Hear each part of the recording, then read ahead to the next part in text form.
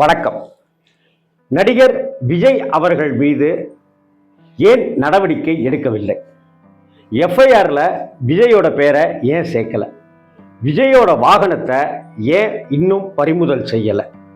விஜய் ஒரு தலைமை பண்புக்கு உரியவராகவே இல்லையே ஏன்? விபத்து நடந்திருக்கிற அந்த சமயத்தில், அதாவது மேட் டிசாஸ்டர், மனிதர்களால் உண்டான பேரழிவு அப்படின்னு சொல்லப்படுகிற அந்த இடத்திலிருந்து அவர் இரக்கமே இல்லாம போயிட்டாரு.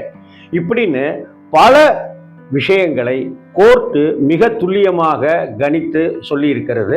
நீதிபதிகள் கேட்ட சரமாரியான கேள்விகளுக்கு தாவேகாவை சேர்ந்த வக்கீல்களால பதில் சொல்ல முடியாம திணறினது தான் நேற்றைய விஷயமாக பார்க்கப்பட்டது.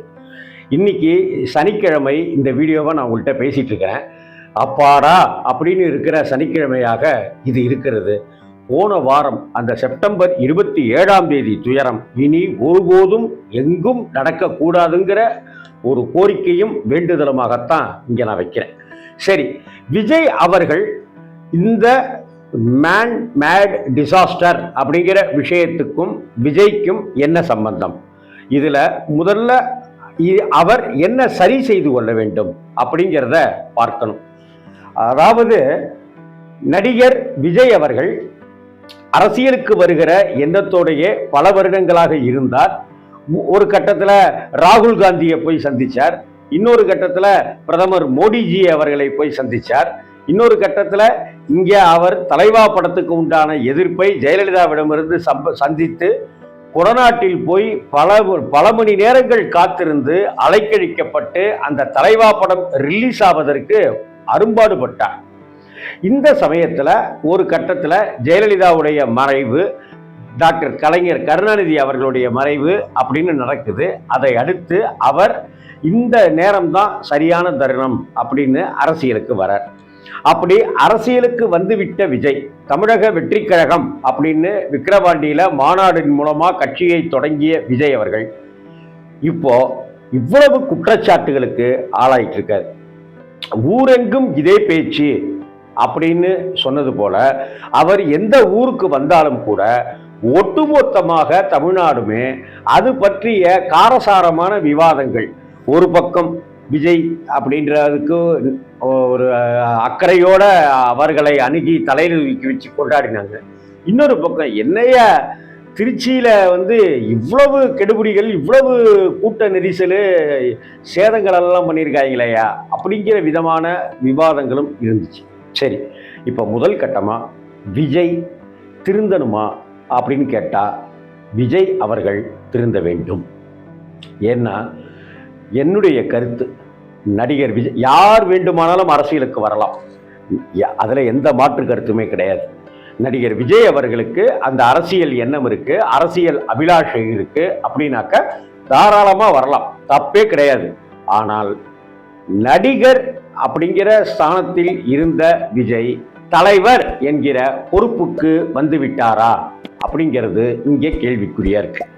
அதனாலதான், அதாவது நடிகராக இருந்த விஜய் இப்ப தலைவரா எப்படி மாறலையோ அதே போல தொண்டர் ரசிகர்களாக இருக்கிற அவர்கள், விஜயினுடைய ரசிகர்கள் தொண்டர்களாக மாறவில்லை, அல்லது மாற்றுவதற்கு விஜய் அவர்கள் எந்த முயற்சியும் செய்யவில்லை. முதல்ல விஜய் தன்னை தெளிவுபடுத்தி கொண்டு தான் ஒரு கட்சியின் தலைவர் அப்படிங்கிற பொறுப்போடு பணியாற்ற வேண்டும். இனி அவர் 2 வாரம் ஒத்தி போட்டிருக்காரு, அதுக்கப்புறம் தேதி குறிப்பிடாமல் உத்தரவு ஒத்தி போட்டிருக்காங்க. இப்போ அடுத்தாப்புல அவர் பிரச்சாரத்துக்கு வரணும், அரசியல் களத்துக்கு விஜய் அவர்கள் வரணும். ஆனால் அவர் இந்த விஷயத்தை, நாம ஒரு நடிகர் கிடையாது, நம்மளை பார்க்கறதுக்கு கூட்டம் ஏகப்பட்டது வருது அப்படிங்கிற இந்த இழவெடுத்த பிம்பத்திலிருந்து விஜய் வெளிவரணும்.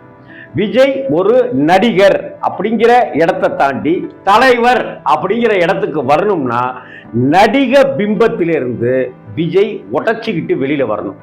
அவர் ஒரு கோடு ஒன்று போட்டுக்கிட்டு, அவர் ஒரு வட்டம் ஒன்று போட்டுக்கிட்டு, பாத்தியா என்னை பார்க்கறதுக்கு எவ்வளவு கூட்டம் வருதுன்னு விக்கிரவாண்டியிலேருந்து ஆரம்பிச்சு திருச்சி, நாகப்பட்டினம், அரியலூர், திருவாரூர், நாமக்கல், கரூர்னு நாம எங்க பார்த்தாலும் நாம விசாரித்த வகையில விஜயை பற்றி சொல்லுகிற விஷயம் எங்கள் ஊருக்கு, எங்கள் ஏரியாவுக்கு நடிகர் விஜய் வராரு.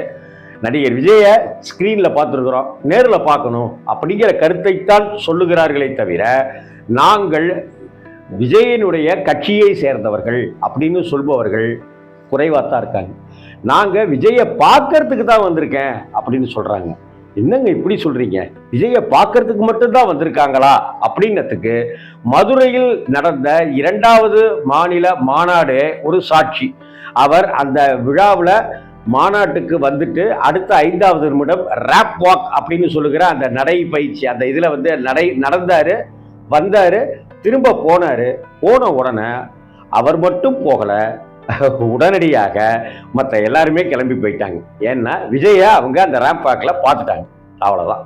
அதற்கப்புறம் விஜய் என்ன பேசினாருங்கிறதோ, விஜயுடைய கொள்கைகள் என்னங்கிறதோ, அந்த மாநாட்டினுடைய தீர்மானங்கள் என்னங்கிறதோ அதை பற்றியெல்லாம் தெரிந்து கொள்ள வேண்டிய ஆவல் அங்கே வந்த ரசிக குஞ்சுமணிகளுக்கு இல்லை அப்படிங்கிறது தான்.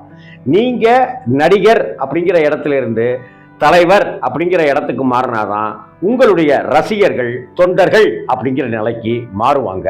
விஜய் நடிகராகவே இருக்கணும்னு நினைச்சாக்க கூட்டத்தை சேர்க்கிற, ஆள் பிடிக்கிற வேலையை தாராளமாக செய்யலாம். அவர் வராருன்னு சொன்னாலே போதும், கூட்டம் தானாகவே வந்துடும். ஆனால் அதே சமயத்தில் இந்த கூட்டங்கள் அவருக்கு ஓட்டாக மாறுமாங்கிறது ஒரு பிம்பத்தை ஏற்படுத்தி வச்சிருக்கிற நிலையை, உருவாக்கி வச்சிருக்கிற நிலையை மாறணும் அப்படின்னா புரிஞ்சுக்கணும்னாக்க நான் மற்றவர்களோடு ஆலோசிக்கணும். பேப்பர் படிக்கிறதுலேருந்து, டிவி கடை பார்க்கறதுலேருந்துன்னு பல விஷயங்களை பேசணும். விஜய் செய்த முதல் தவறு விஜய் இன்னும் தலைவர் ஆகாதது தான். வணக்கம்.